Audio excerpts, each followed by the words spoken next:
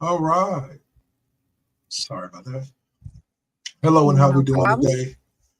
I am Dark Lord 100, aka Double K, and I am here as always with O'Malley. Well, What? O'Malley's What? voice. Yes, my voice. Yeah. I am on another long ass drive, so you have Yeah. my voice. Well, thank you for joining us. We truly do appreciate it. We are going to talk some NFL football. It was a pretty interesting week, and I'll start out with a game that's not actually on our roster, but we'll chit chat about it real quick for a bit. And that was the upset victory. Again, we had an upset victory this week. I forget who it was last week. I think it was the Chiefs losing to the Broncos, I believe it was. It kind of wasn't an upset, but was. But this week, it was the Los Angeles Rams losing to the Carolina Panthers. You had that on your bingo card for 2025. Why is anybody who is losing terribly winning at this point of the season? I don't know. Like, I that's don't just dumb. Way to fuck up your draft picks, Carolina. know. Well, Carolina's looking to try to get in the playoffs. They're Are 7-6. they? Yeah, Oh, never mind. they're Sorry. I'm just so used to them being shitty that I just assumed that they were, yeah, they were doing worse than that. Then why was it such an upset if they're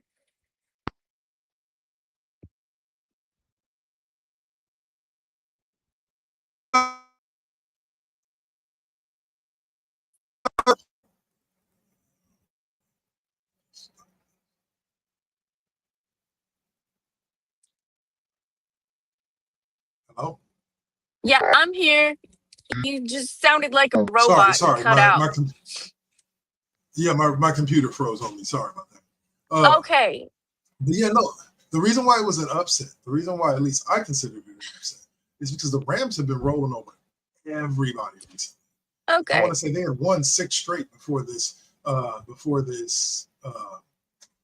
matchup with the Panthers. Like, it wasn't Well, surprising from the Panthers' perspective because they've actually been playing good teams pretty hard this year.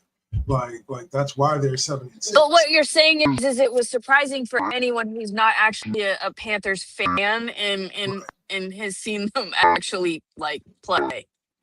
right, exactly. Like it's 100% uh one of those things where yeah, like if you were a Panthers fan, you probably were like, yeah, the Rams, they ain't nothing.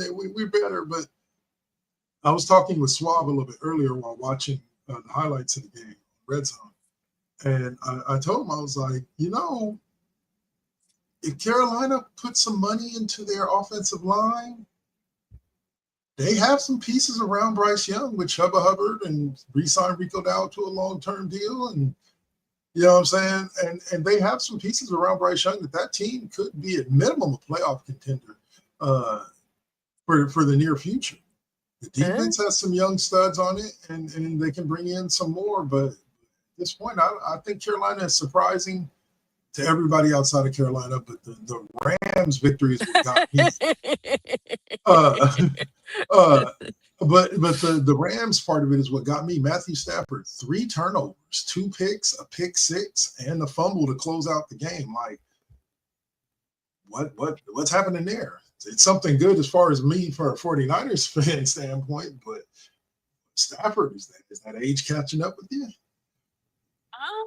I mean, remember he played a whole half a career before he even got to the Rams. So, Uh, in Detroit at that.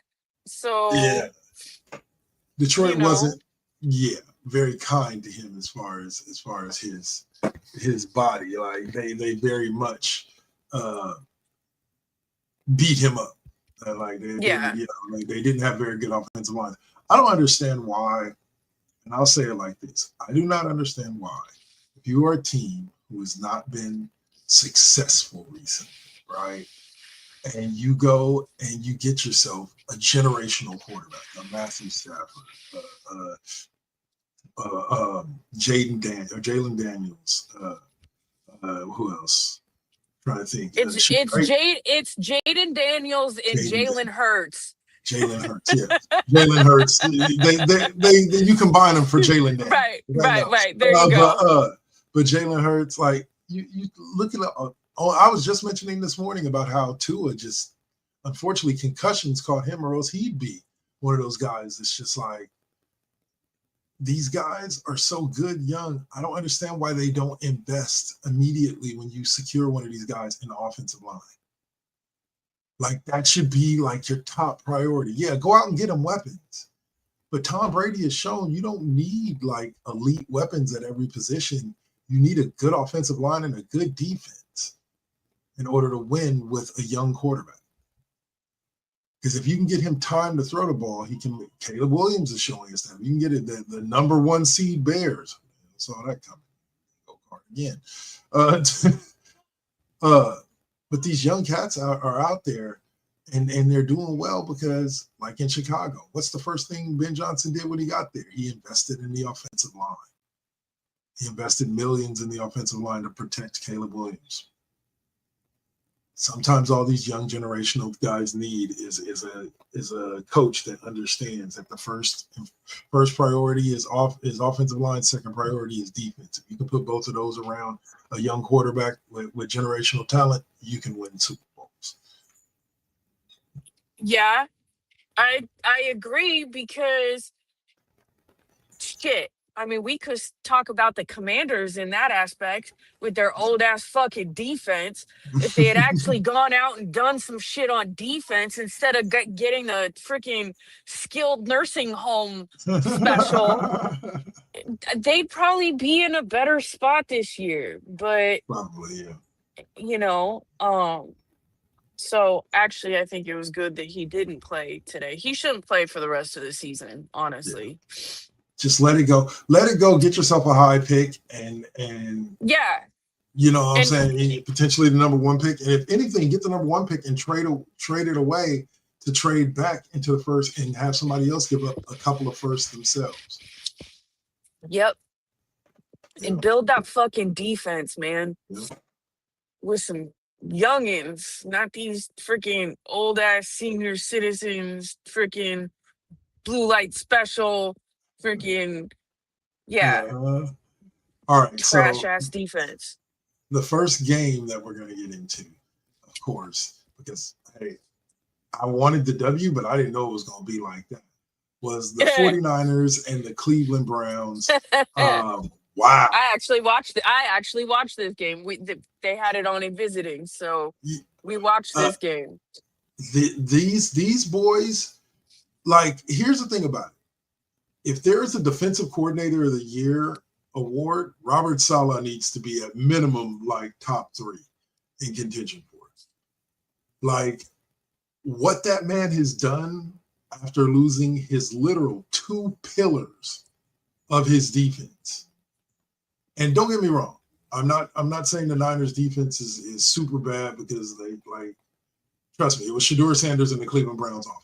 I'm tempering my expectations. Right. What I'm seeing out of these young cats, I'm liking. And I think I'm seeing what I'm seeing out of them because of Robert Saleh, because of the way that he coaches. You know, and he has a tendency to get the best out of his young talent. And I think that's what he's doing. Talent, I think it helps the young talent that they have right now is coachable. Right. So I think that combination, and yeah, I mean, it was the Cleveland Browns and all, but I mean, still, they look good. And I mean, in that weather, in the cold, in the wind chill, in the all of that too, like that's a lot. It's a lot to go into Cleveland. I don't give a shit how shitty of a team they are. It's not a very hospitable environment. Not for football, for playing football, not like a Miami or something like that. No.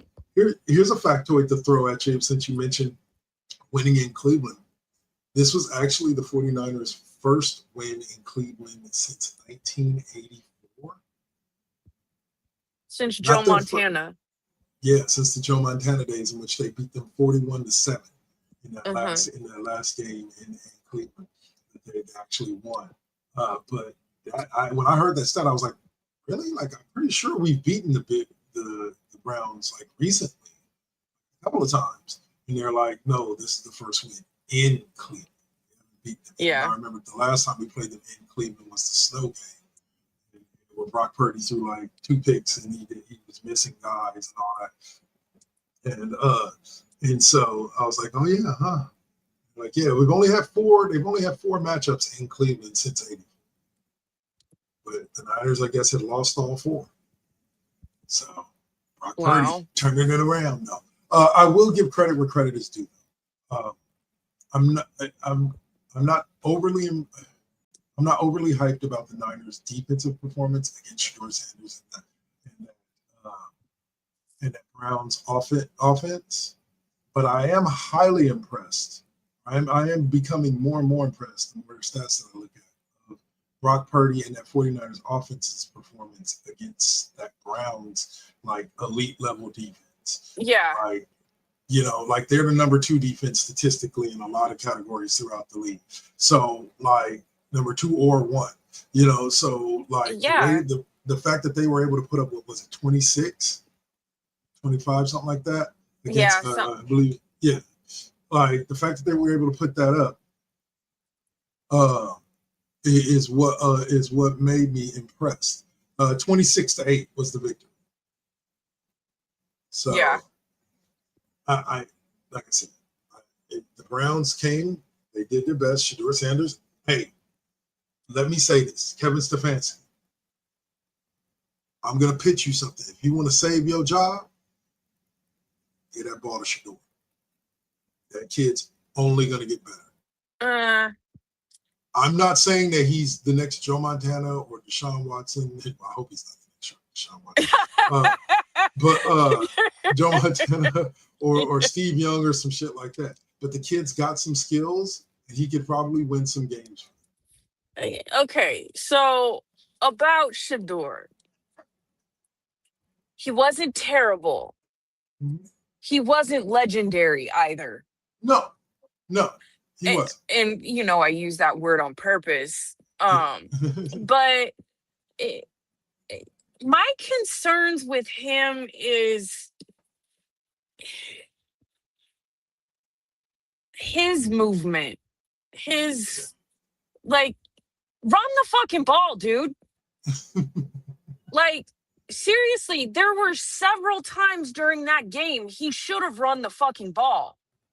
And I don't understand why he didn't.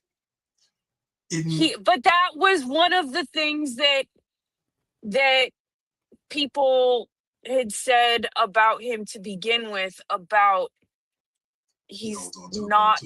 Yes. And not just to hold on to the ball too long, but like, he's not a super mobile or agile quarterback. Right. Like, he's unfortunately not going to run the ball when he should, like a lot of other quarterbacks. And right not now. Instinctually. Not instinctually. Not instinctually, yes. Yes. Because I believe that they can coach that into him, but I agree with you that yeah. He's not an athletic quarterback in that means. He's a passer. And there's nothing wrong with that, except for in this day and age in the NFL, contrary to these people, who want their quarterback more quarterbacky, right? The NFL as it is now, if you don't adapt to being a more athletic quarterback, we're going to see more and more that their days are numbered. The pure passing quarterbacks, yeah. I would say numbered, yeah, but I don't think we're as close to them, to phasing them out of the league, because only the really elite mobile quarterbacks are really the ones that set the standard. The Josh Allens, the Lamar Jacksons, like a guy like a Brock Purdy. Brock ran like a 4.7, 4.8 40. The kid can move, but he's not going to take off on most plays. Like, that's just not his gaming style. You know what I'm saying? Except But for I see him being more instinctual in doing it than Shador yes, Sanders, right, to be right, right. And honest. I, but I I, think I that definitely see that. but I think that Shador can learn that. I think that Shador's this is what his second NFL start. I think he's still getting a Yeah. feel for the game. The reason why I say I liked what I saw is because Solid blitzed a little bit more than what he normally does today, and that was probably because he had a young quarterback, uh, on the opposite side of the ball. But I saw, you're right. At times, there were times where he should have not just ran, but like he should have been gone for like first downs, like 5-10 yards. Like he had enough Yeah. space, and the Niners were Yes. playing zone. Yes. You Yes. know, Yes. but I think Yes. that Why are you comes running laterally? Run forward.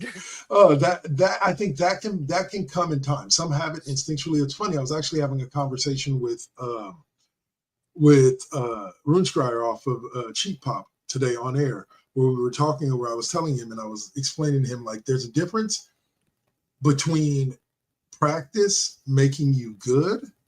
Like practice takes hard practice, and a good work ethic takes an okay or underskilled player and makes him good. I was like, practice and work ethic take a talented player and make them great. I think with practice and work ethic, Shador Sanders can be something special. I think with under the right tutelage, under the right coach, I think he can be something special. I think he's going to have to work out a lot of the things that he used to do from college, not because of his dad or anything like that, but just because of what college, the talent level difference. You maybe face one NFL caliber player on every college team that you face, unless you're in the SEC. You see what I'm saying? Like on a Right. Colorado or a team like that, you're facing maybe one NFL caliber player on each team. Right. Okay, if they're really lucky, one on each side of the ball. Versus Jaden Daniels, who went to LSU and had to play every game against an SEC defense. Right. And that's why I say yes, SEC players do have Yep. an edge when they come to the pros because of Yeah. that. Because they play the Alabamas, they play the Auburns, they play these teams that recruit these players that one day will play in the league. And so very much so. And so I think that it's going to take him a minute. I think he's used to the speed of the game. I think his father helped prepare him for that. But I think he has to get used to how quarterback is played. And I think once he does that, you'll start seeing that decision making. The kid's got a high football IQ. He just doesn't necessarily have a high social IQ, which is why which led to all of these gaps that we've seen from him as far as the social world. His vision isn't always the best on Right. field. It's Right. not, and that was a concern that people had. Yeah. Being able to make adjustments in the moment was a really big concern that people had, and that concern was increased when he showed up unprepared and refused to go through scenarios with teams, right? And how he responded. So, but again, like I said to very first, he wasn't terrible. And yes, I think that it could be there. I do think it's still going to take a bit of an attitude adjustment on his part. Well, that's a number one. He's got to buy in. Like he's Yeah, got to buy in. because I'm not entirely sure he has yet. Yeah. So, and not just buy in that, like, to really play, to really have the respect of the players, the coaches, to really grow as a player and a teammate. Like, there has to be at least a smidgen of humility and humble. And I think there will be. I think but as his career goes along, he'll understand how to play. Because I am all for absolutely. Please be cocky. Please believe in yourself. I'm not saying he hasn't earned it, but when there is no humbleness at all, when there is no humility at all, that makes one question coachability, right? But I think that he has shown some humility recently, as in like Right. he wasn't out there talking about Dylan Gabriel when he got the start over No, him. and You know, I honestly I give him major props when he went out there, and not the game he started, but the game he finished, and when he took responsibility for that loss.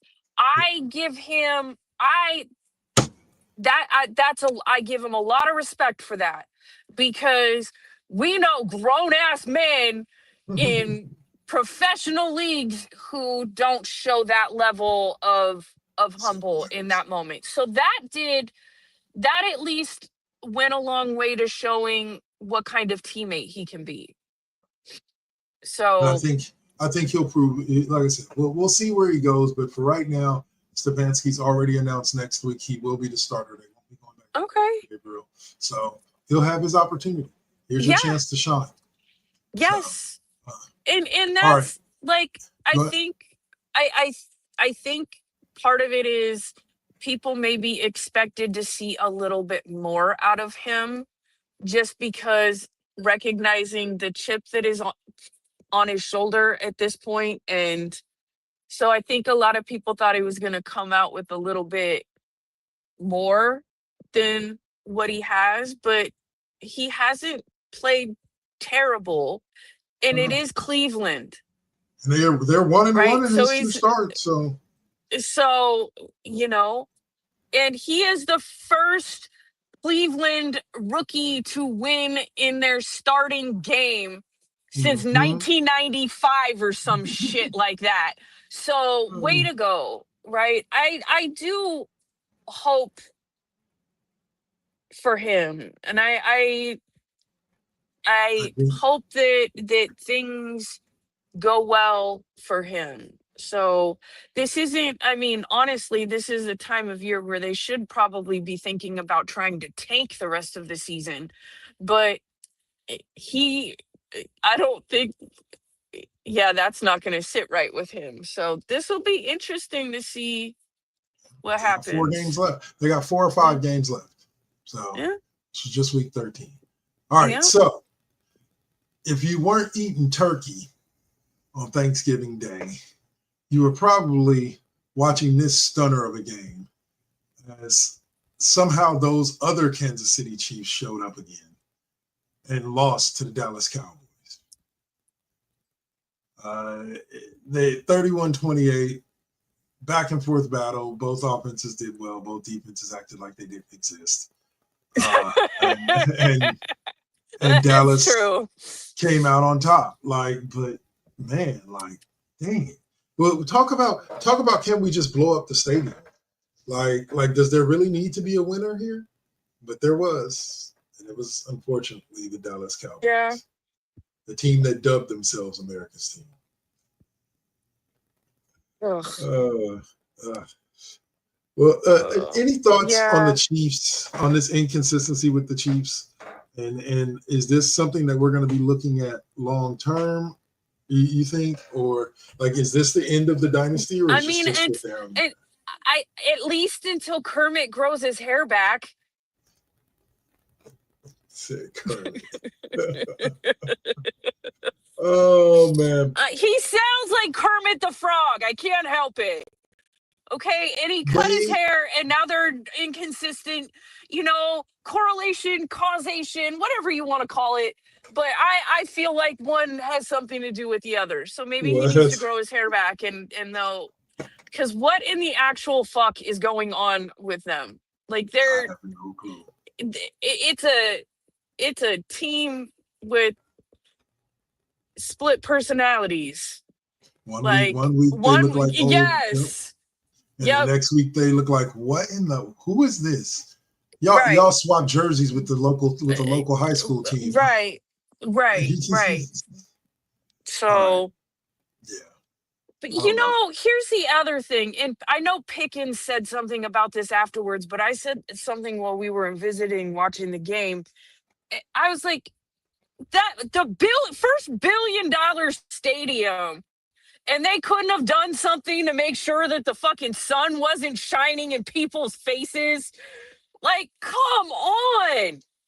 You have a Oh man. retractable roof and all of that shenanigans or some shit like that, Yeah. and you can't get it to where Pickens said, "Yo, can we get some curtains or some shit?" So the sun. But I mean, seriously. And granted, I know that they're not often playing at that time of day, Yeah. but that's like some really poor engineering. Yeah. Like somebody, whoever designed that part of it, should be fired. Or how about this? Whenever the sun is that high and over the stadium, just close the roof. Yeah, whatever it is, Close the fucking roof. Don't gotta worry about yeah. sun, glare, none of it. So, but all right, yeah. Dallas Cowboys, Kansas City Chiefs. Anyway. Yeah. All right. So next up, we had a matchup that didn't go the way I thought it would, but it was still an interesting game to watch. And that was the Green Bay Packers secure a 31-24 victory over the Lions on Thanksgiving Day. They now sit with like a game behind the Bears, who we'll talk about pretty much next. We got like one more game before them. But yeah. So I mean, Detroit might not even make the playoffs this way. Well, but Detroit just upheld their commitment to losing on Thanksgiving. Like that's their Thanksgiving tradition. Losing. I mean, at least they keep it consistent. Yeah, very true. Very, very true. Oh, it was man. It was a good game for Green Bay.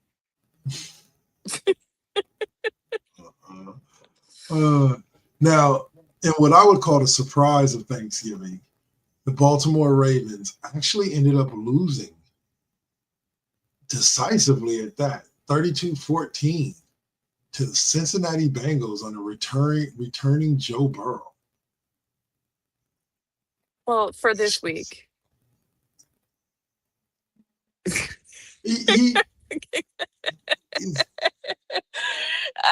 talking to my husband. I know, but I was talking to my husband. I'm like, so what do they do with Joe Flacco? He's like, well, I'm sure he'll be fine on the bench until Burrow gets hurt again. Hey, you know what? I mean, Joe getting paid Joe either Burrow, way. So true. That is very true. And he's a good quarterback. He just can't stay healthy. That's been his only downfall his entire career. Yes. He had, I believe he took them to a Super Bowl, didn't they? And they lost to the Rams. Was it a Super Bowl? No, that was the Patriots that lost to the Rams. It was an AFC Championship game. Sorry, and he lost to the Chiefs. Yeah. Yeah. Well, but, Mr. Burrow, I'm loving it. Like, come on back. Do what you got to do. I got T. Higgins in fantasy, so please, let's do it. Oh, man. All right. And then the final game was another upset surprise game for anybody outside of Chicago, as the Bears ended up beating up on the Philadelphia Eagles 24-15. The Eagles are showing the current in the NFL or Super Bowl champions are starting to show flaws and cracks. So I think a repeat may not be imminent. What are your thoughts on that? Magic 8 Ball says outcome unlikely. I highly doubt it at this point. I mean, honestly, like, this is a weird season. Yes. Like, the records are all over the place right now. I think there's a lot of people where you didn't think that they were going to be starting out at the beginning of the season. Also, there's been a shit ton of fucking injuries. Yeah. So this is just some really weird. I don't think the Super Bowl is going to look anything like what we anticipated at the beginning of the season. That's my prediction. No Chiefs, no Eagles, likely no Niners. It's a possibility. Yeah. I mean, I'm just going there because even with what Robert Saleh is doing with what you've got right now, you guys are still pretty banged up and hurting. Oh yeah. See, But here's the thing about it. I love seasons like this because it makes it, if they do make the playoffs and they do anything, it makes it all great. yeah. Because at this point they really shouldn't even be 9-4. Right. True. But I don't think I don't honestly, I don't think it will be any teams in the Super Bowl this year that anyone cares about other than their actual fans. I can see that. This feels like one of those years. I can definitely. It feels like it's going to be two random ass teams that nobody cares about except for their fans, and that no one saw coming at the beginning of the season. That's what that's what I think right now. That's my story, and I'm sticking to it. We shall see, because we got what, 4 more. I'm only watching the Super Bowl for Bad Bunny, so it doesn't matter. Everybody else wants to say, I'm not watching because of Bad Bunny. I'm watching because of Bad Bunny. I'm watching because you're not watching. Yeah.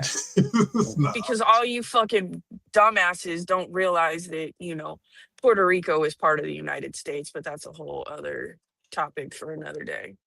That's the indictment. One of the top selling artists in the entire universe, but he doesn't, it's not for everyone. Okay, whatever. Anyways, go Super Bowl, whoever the teams may be. All right, so we're going to clip the NFL talk, and we'll come back with some NBA talk after the break. You are watching The Classroom, featuring right here on First GenXers Broadcast Network on Twitch and YouTube. So stick with us, and we'll be.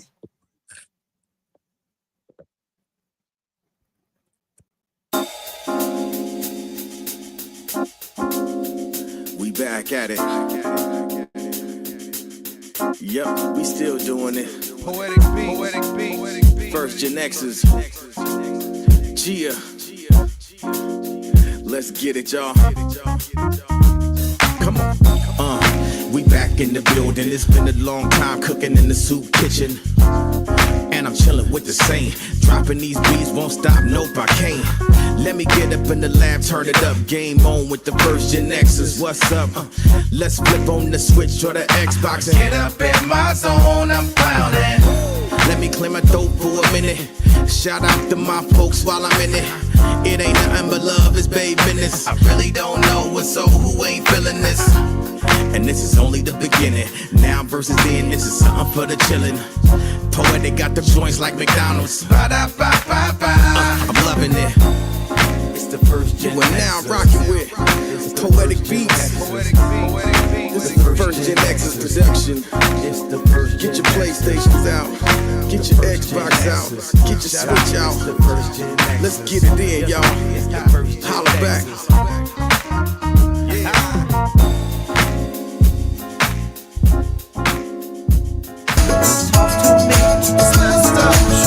Can see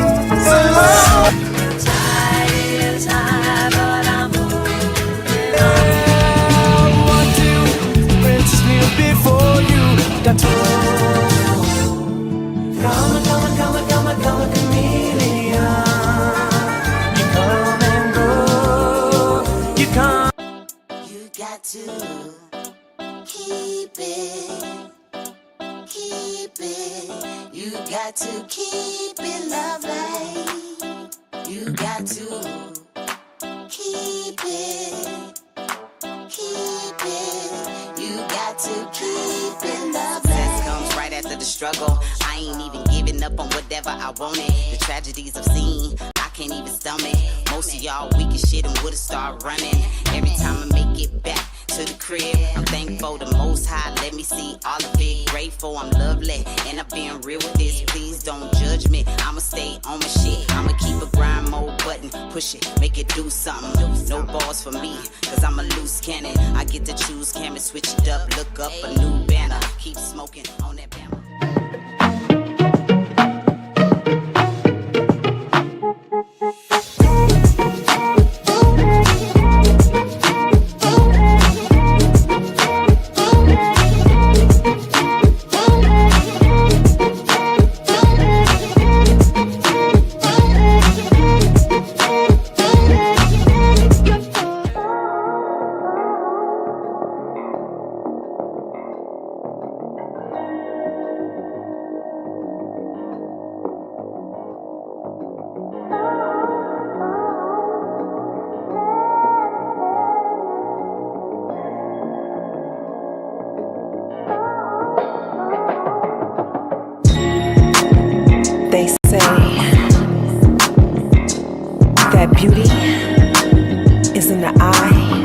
the beholder. But the definition of beauty is distorted. Yeah, come on. Searching for yourself, so insecure about the way you look, so you go to Miami. You can't find the love within yourself.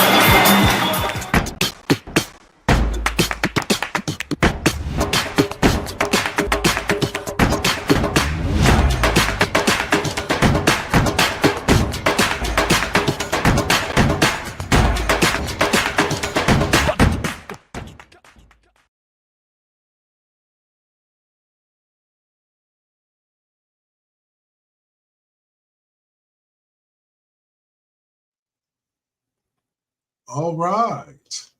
And we are back. Back to talk some basketball. No, I don't have a stuttering problem, but we do have some NBA stories from week 6 of this season. And let me tell you this. We'll start out with a little bit of talk about the most inconsistent team in the NBA right now, the Golden State Warriors, who currently sit at 11-10. No Steph for a couple of weeks. But the word has it they'll probably within the next week or so be getting D'Anthony Melton back for sure. So I don't know how I'm feeling. Like I know I'm not sorry. I know I'm not expecting them to dominate the league, but I expect to see a team that plays a lot more consistent than what I'm seeing. What about yourself, Amelie? Yeah, I'm wondering what the fuck is going on. Like, I don't. It feels like something weird is just. It feels like there's a weird vibe. Something, I don't know. Fucking Kuminga drama. Whatever the hell is going on. Freaking. But they need to figure it out and get their shit together. Amen. Amen. Like I'm about over watching these games where they play these teams and they should be dominating and they're barely. Like I said, at least with I'm with New sick Orleans. I'm sick of seeing these games where at one point, because I can't watch the game at the moment, at one point I see the score and it's like, okay, we're gonna win this game, and the next thing I know, game's over and we fucking lost. We got 20-point 20-point leads being blown. And just Fucking losing by 1, 2, 3 points is just stupid. Fucking penalties, fucking whatever. They need to get your shit together. I mean, I know it's early. It is still very early. Again, like you said, week 6. Yeah. Okay, week 6. We're It is only games into the season. November. Yes, Right. it is only November. Well, tomorrow's December. Yes, I get that. I can do the math. But, like, let's get this figured out now. Get the kinks out now. Freaking little baby Curry is coming up. It sounds like. Oh, Steph's brother. Yeah, he said that they're gonna sign Yes. him, I believe, on Monday for the rest of the season. I get this point. So yes, reinforcements are coming. You got D'Anthony Melton coming yes. back, and both are decent 3-point shooters. I want to say both are like 35-40% 3-point shooters. So I just worry, what is it going to mean for guys? Well, Pat Spencer isn't really used to getting a lot of minutes anyway. So I think he pretty much understands that once Melton and Seth come back, like his minutes are going to dwindle. Same thing with Trace Jackson Davis. Like, well, no, because they need him behind post along with Draymond. But I think there's some people whose minutes. Will Rashard has been getting a lot of minutes and looking good. I don't think he's going to be getting too many minutes. So Well, hopefully they figure it out. Hopefully everybody sings Kumbaya. Hopefully everybody gets their heads out of their asses and we can get back to playing basketball All because right. you guys give me a fucking headache. Making my I head hurt. love, yes, I love my Warriors, but right now y'all are making my fucking head hurt. Uh,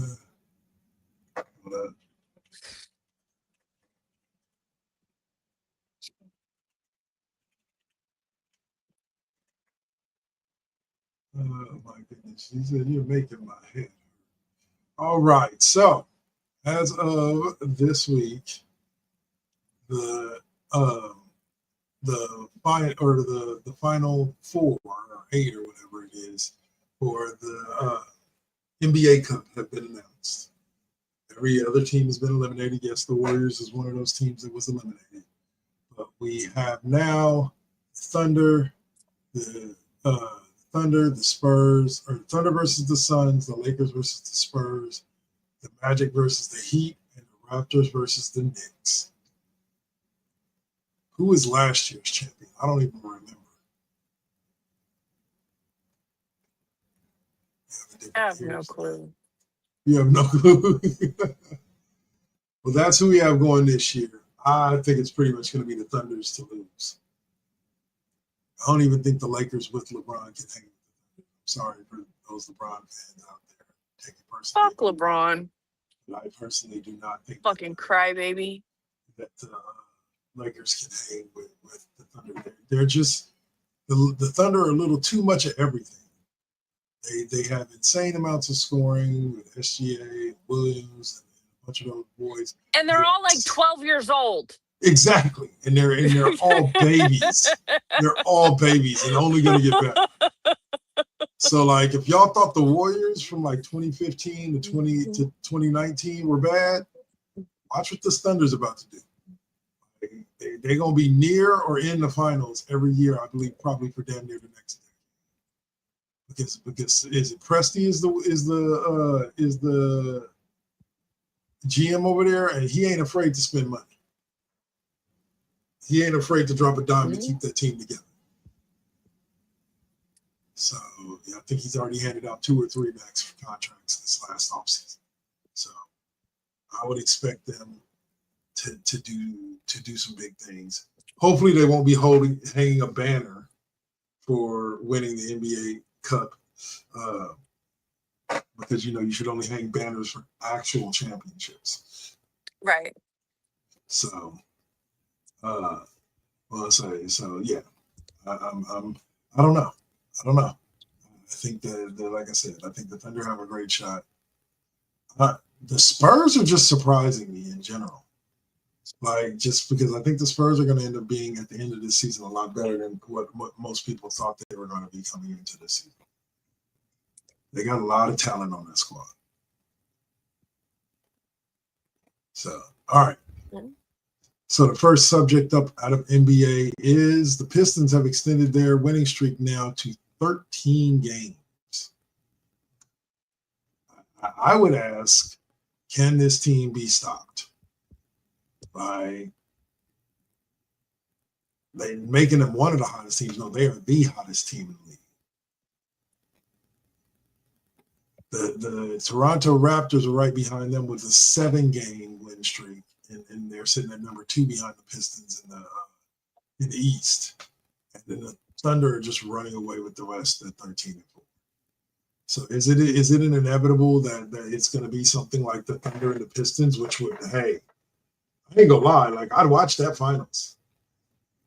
Yeah. If both teams got there, I'd watch that finals. I'd probably watch the Warriors and the Pistons more closely, but I'd tune in, watch highlights, see what happens. Maybe tune into the 3rd and 4th quarter. That's what I did last year, and that was a good finals. It was a good 7-game finals.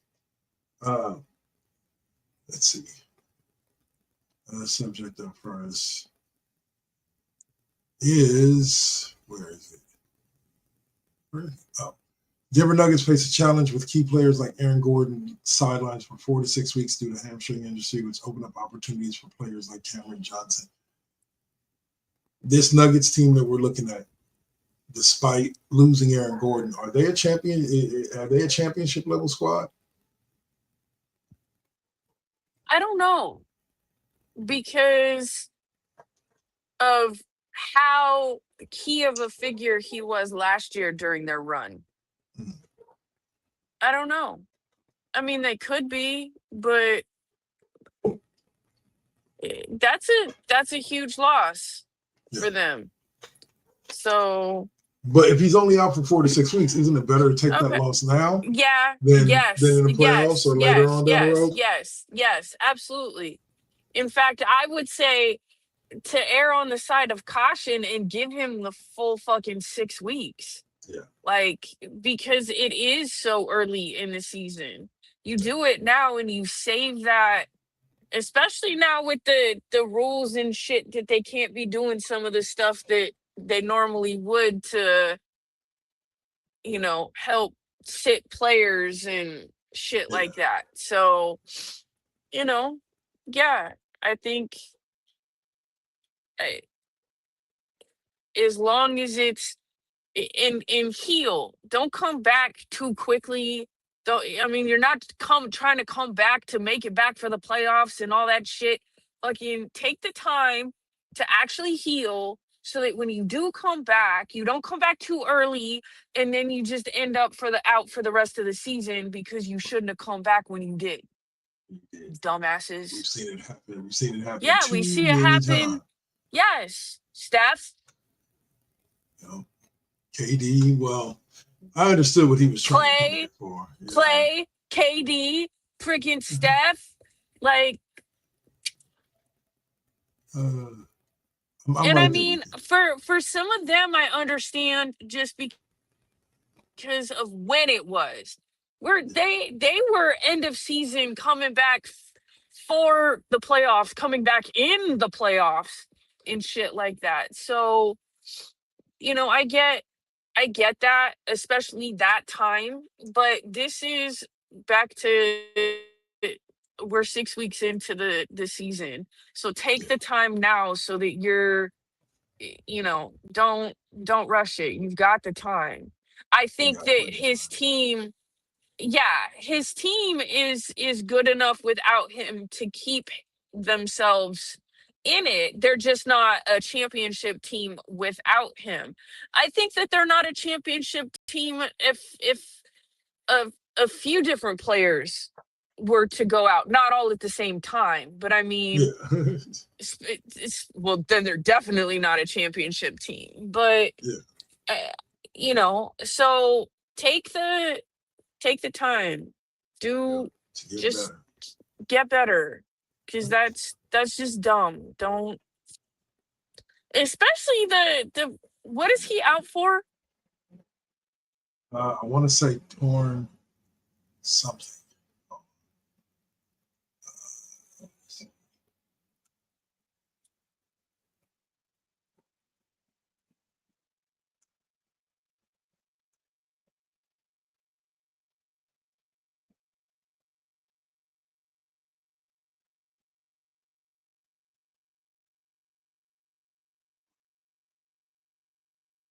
Hamstring. Okay. Yeah. Don't come back too soon, because what's gonna end up happening, you come back too soon from that, and then you're gonna fucking tear your Achilles. Probably that's the shit that be happening. That's the shit that be happening. All right. So because then you're playing different. Yeah. Just heal. Go all the way. Make sure he's got to get cleared by doctors. Yeah. He can step onto a court at all. So let's hope that happens later than soon. But it's like, all right, so we got one other subject to talk about. It comes out of college football. And I figured you might find this subject interesting, with it being the man known as Lane Kiffin being hired on at LSU. Oh my God. What a fucking dick. What a dick. What a Leaving fucking Ole dick. Miss. And yeah, but it's how he's leaving Ole Miss. With the shit that he has pulled at multiple places now, how any player would ever fucking want to go play for him is beyond mind blowing to me. Because you basically just told your team at Ole Miss, fuck you. And I don't mean for next season, I mean this season. He's just got to hope Because for Ole there's Miss. there's still a fucking playoff contender. He won't be my understanding, and that was what part of the big thing about this was, is if they go, he can't coach them. He's done. And that's some fucking bullshit. How are you going to get them to that point and then just basically be like, bye? Yeah, exactly. I Good mean, enough. I honestly think that's worse than what he did to Tennessee. And what he did to Tennessee was fucked up. Yeah. So, Lane Kiffin, I've always believed you were a piece of fucking shit. So thank you. Thank you. Thank you. Thank you. Thank you for once again proving me right. Because yes, I understand that, you know, when you were at USC, but this was what we call karma, sir. Because you did what you did to Tennessee to leave, to take the job at USC, and then all of the sanctions came down. Lost all them scholarships, had all them penalties. So I don't feel bad for you then in how you famously got tarmacked. And Lincoln Riley's lucky they won the game against UCLA, or he probably would have ended up tarmacked yesterday too, although they were in LA, so tarmacking him in LA wouldn't have really made a whole lot of sense. But you know, anyways. But yeah, I didn't see the decision when it came out yesterday, last night, but crack of dawn this morning, whenever the fuck it was supposed to be made yesterday. But I saw it earlier today and I was like, wow, like that's really fucked up. Like super fucked up. So I hope that he fucking falls flat on his face at LSU. Wow. And it says he won't continue to coach them. He's done. Yeah. No, he's done. He can't. I don't think there's something in all of it that he's not allowed to now. Yeah. So, and that's the fucked up part of it. I wouldn't have thought it was fucked up if he would have been able to continue coaching them. This isn't like the NFL where whatever, but because of the portal and in certain things, they have to make these decisions by a certain time, I guess. But that fucks everything off for the postseason. Yeah. If it didn't, I would feel completely different than how I feel right now. More power to you. Okay. I think if you had stayed at Ole Miss, they eventually would have given you all of that money too. But the thing is it's you've coached this team to the best record that they have had in 100 years. You're on the brink of a playoff berth. Like this is super fucked up. Like those are kids that you brought them this far, and then we're just like, bye. Now it sounds like Ole Miss is going to promote from within. So, you know, whatever or whoever he doesn't poach on his way to LSU. But I just think that's something that, I'm sorry, I think that's something that needs to change in college football. I'm sorry, young man. If you committed to that school, you are going to that school. You can enter the transfer portal after your freshman year, but you're going to go to that school for at least 1 year. Because you're not gonna decommit and bounce because the coach bounced. Nah, you should have thought about that before you committed. And I think that high school players should be thinking about that before they commit somewhere. is if they're so attached to the coach, what happens if that coach leaves before you actually do it? Now they have the ability to decommit, so it doesn't mean anything. But I'm saying if you take that away from them, it would force them to think about that, because they need to think about that, because I think that's wrong to the school to think that they still have this great recruiting class coming in, and because the coach left midway through the season, half the recruiting class goes with them. And then like 3 or 10 or 15 players from the actual squad jump into the transfer portal wanting to go with them. And it's like, nah, man. And then not just the talent on the field, but then the coaching staff that he chooses, or who chooses to go with him, who he chooses to poach in all of that. Like, I can't stand that fucking man. Star fucking shitty NFL coach. Or fucking, well, I guess now his daughter can transfer from Ole Miss and go to LSU, where her boyfriend is at. He plays football for LSU. So I mean, I wonder if that had anything to do with why. I don't know, but they made a big deal out of it at the beginning of the season when LSU and Ole Miss played. Now, she supposedly was the reason why he chose to stay at Ole Miss last year. I don't know what year she is, if she is graduating this year, or if she, I don't know. But I hope this doesn't affect her at school. She may want. I hope she already put in her transfer paperwork. Like she might want to finish she might want to do independent study for this year, because the year is almost up. Yeah. Oh man, yeah. I feel sorry for her there if she decides to stay, because there's going to be some jackass Ole Miss fans that'll how do you say rightfully be upset. Rightfully be upset. Yes. This team is, and the fact that here's the thing about it. I also think that to make coaches second think making moves like this. Sorry, bro. No, you're not walking away. You have to coach them through the rest. You have to go look your players in the eye and coach them and convince them to play hard for you. Because change something to make that happen. Because my understanding is if it was his choice, he would choose to coach them for the rest of the year. Okay. But because of how the rules are, when he was required to make his decision by, and once that decision is made, he is no longer allowed to coach them. That was why, like, if had it been up to him, that would have been his whole thing. That was one of the reasons why people thought this. Okay.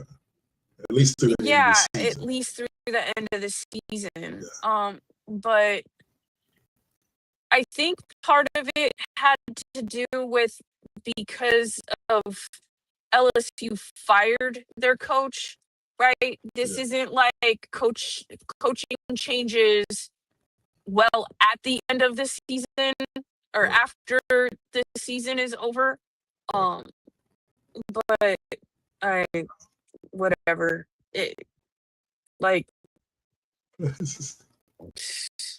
But this is one of those areas where I think some of it has to do with, like, the transfer portal and and the regulations around that, and having to have a certain, it's just craziness. Like, especially for the kids who are still at LSU, they have to make a decision to enter the portal or not within a certain period of time.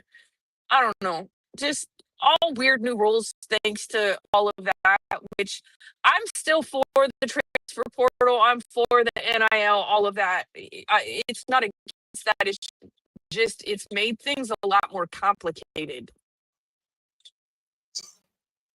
All right. Well, Lane Kiffin destroys yet another program. Hopefully hopefully Ole Miss will be able to keep the local recruits and they'll be able to continue the squad. I would like to see the team. And they can bring in maybe a Brian Kelly. But we shall see. Or maybe Chip Kelly. He was just fired from the Raiders and seems to have success at the college level. I mean, all right. So, was that? Oh no, he should go back to Ohio State. Chip Kelly? Was he at Ohio State? I thought he was Oregon. Oh, was he at Oregon? I want to say he was Oregon. Yeah. Okay, was he at Oregon? I think so. Who was at Ohio State? Somebody was at Ohio State. God dang it! What is that man? Urban Meyer, coach at Ohio State. That coach. Yeah. No, After he did not as Utah, head coach. Somebody was there as a offensive coordinator.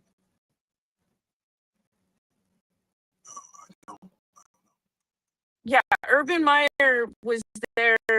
It wasn't after Utah. Urban Meyer was at Ohio State after he was at Florida. Was he? Yeah.